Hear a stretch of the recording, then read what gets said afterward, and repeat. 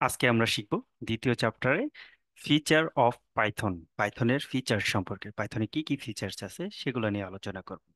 তাহলে আলোচনা করা যাক। প্রথমে আছে কি ইজি টু কোড। তার মানে পাইথনে আমরা খুব ইজিলি কোড করতে পারি। লাইক আমি কোনো কিছু শো করতে চাই ডিসপ্লেতে, সেক্ষেত্রে আমার লিখতে হবে প্রিন্ট। প্রিন্ট নামের একটা ফাংশনের মধ্যে আমার কি কিছু দিলেই ওটা আমাকে শো করে দেখাবে। এরকম সুন্দর সুন্দর কিছু লাইন আছে যেগুলো আমরা পরবর্তীতে এক্সাম্পল সহকারে দেখব। তারপরে কি আছে, এটা ফ্রি অ্যান্ড ওপেন সোর্স। ঠিক আছে, এটা সম্পূর্ণই ফ্রি এবং ওপেন সোর্স। এটা নিয়ে যে কেউ কাজ করতে পারে, এটার জন্য কোনো পেমেন্ট করতে হয় না বা টাকা পয়সা দিতে হয় না। ঠিক আছে, it's a good sign for beginner. Then হচ্ছে অবজেক্ট ওরিয়েন্টেড প্রোগ্রামিং ল্যাঙ্গুয়েজ। এটাতে অবজেক্ট ওরিয়েন্টেড প্রোগ্রামিং এর ফিচার আছে। এই অবজেক্ট ওরিয়েন্টেড ফিচারের উপরে আমরা কি পরবর্তীতে বিশদ আলোচনা করব। তারপর হচ্ছে গুই প্রোগ্রামিং সাপোর্ট। এই ল্যাঙ্গুয়েজটা কি আমাদের গ্রাফিক্যাল ইউজার ইন্টারফেস, এই ইয়াতে প্রোগ্রাম লেখার কি মানে প্রোগ্রাম করার সাপোর্ট করে। ঠিক আছে, গুই অ্যাপ্লিকেশনগুলো আমরা এইটা দিয়ে তৈরি করতে পারবো। তারপর হচ্ছে high level language. High level language এটা হিউম্যান রিডেবল। ঠিক আছে, হিউম্যান খুব ইজিলি এই ল্যাঙ্গুয়েজটা দিয়ে কি লেখালেখি করতে পারে।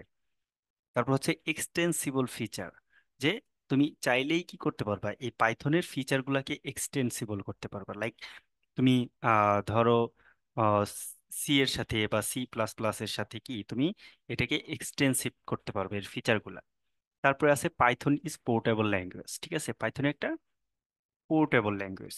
এর মানে হচ্ছে তুমি পাইথনের কোডটাকে তুমি যে কোনো প্ল্যাটফর্মে রান করতে পারবা। লাইক ধরো আমি উইন্ডোজের জন্য একটা কম্পিউটার প্রোগ্রাম লিখছি।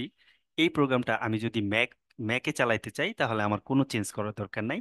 আমি যদি লিনাক্সে চালাইতে চাই তাও আমার কোনো চেঞ্জ করার দরকার নেই, আমি জাস্ট কোডটা নিয়ে ওখানে রান করে দিতে পারবো।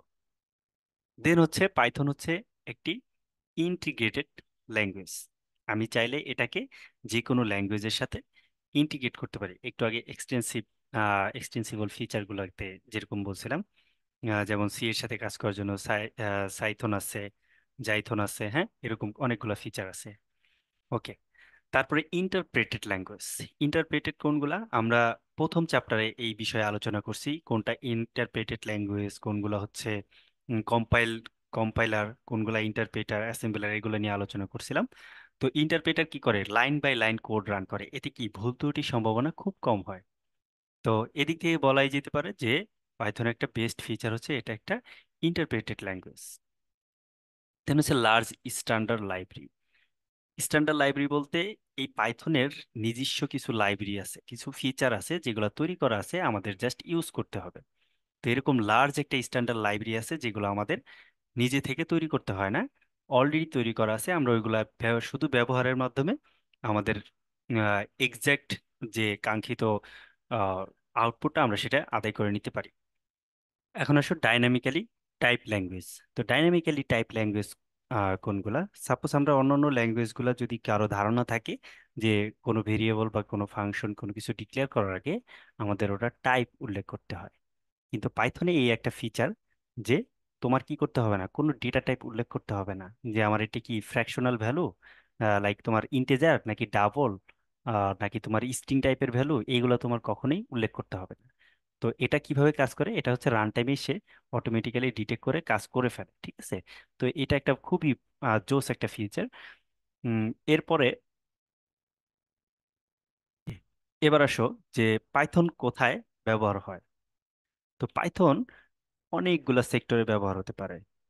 যে ওয়েব বেস সফটওয়্যারে ব্যবহার হতে পারে, তোমার বায়ো ইনফরমেটিক্স কাজে ব্যবহার হতে পারে, তারপর হচ্ছে natural language processing, immunity security system বা টুলস গুলা তৈরিতে, তারপর হচ্ছে তোমার ওয়েব অ্যাপ্লিকেশন সিকিউরিটি স্ক্যানার যেগুলো আছে ওইগুলো তৈরিতে, লাইক আমরা অনেক সময় অ্যান্টিভাইরাস ইউজ করি না, এগুলো তৈরিতে ব্যবহার হয়, সাইবার সিকিউরিটিতে, তারপরে ইন্টারনেট স্ক্রিপ্টিং যেগুলো আছে এগুলোতেও ব্যবহার করা হয়। তারপর ধরো কোনো কোর সিকিউরিটি টুলস বানাবা, ওইটা যেটা বলছিলাম যে তুমি কোনো অ্যান্টিভাইরাস তৈরি করতে চাও সেগুলোও তুমি বানাইতে পারবা। বর্তমানে যত অটোমেশন সফটওয়্যার আছে, ম্যাক্সিমাম মডার্ন অটোমেশন সফটওয়্যারগুলো কিন্তু পাইথন দিয়ে রান হচ্ছে। ঠিক আছে, তারপর মেশিন লার্নিং একটা বিশাল বড় ফিল্ড, এটা নিয়ে রিসার্চের অনেক জায়গা আছে। তো মেশিন লার্নিং বা আর্টিফিশিয়াল ইন্টেলিজেন্সে এক কথায় পাইথনের রাজত্ব। তো ওয়েব ক্রলার ইউজ করতে পারি আমরা। ওয়েব ক্রলার কোনগুলা, যেমন গুগল। গুগল ওয়েবসাইটের ডেটাগুলা কিভাবে পায়? এই ওয়েব ক্রলিং যে টেকনোলজি, মানে ওয়েবসাইটের ডেটাগুলা কি সে খুঁজে খুঁজে নিয়ে আসবে, এই জিনিসটাও কি আমরা পাইথন দিয়ে তৈরি করতে পারি। ডেটা অ্যানালাইসিস থেকে আমরা বিভিন্ন ধরনের অ্যাপ্লিকেশনে কি এই পাইথন ইউজ করতে পারি।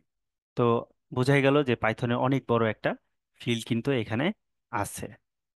তো পরবর্তী ভিডিওতে আমরা কিওয়ার্ড এবং আইডেন্টিফায়ার নিয়ে আলোচনা করব।